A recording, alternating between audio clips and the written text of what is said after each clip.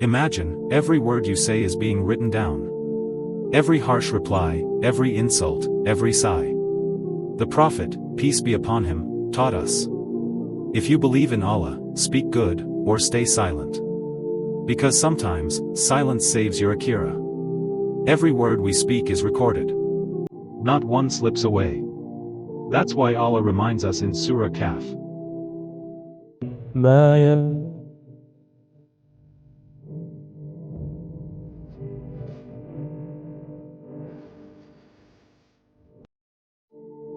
Not a word does he utter except that it is recorded.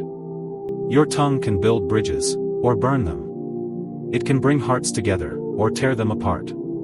The Prophet, peace be upon him, practiced silence. When others mocked or argued, he didn't waste words proving his worth.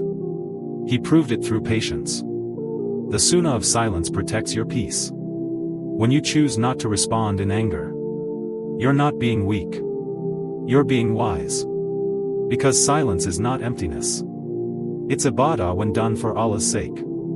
Comment, Ya Allah, protect me from harmful speech. Save this as your reminder, silence is a sunnah of strength.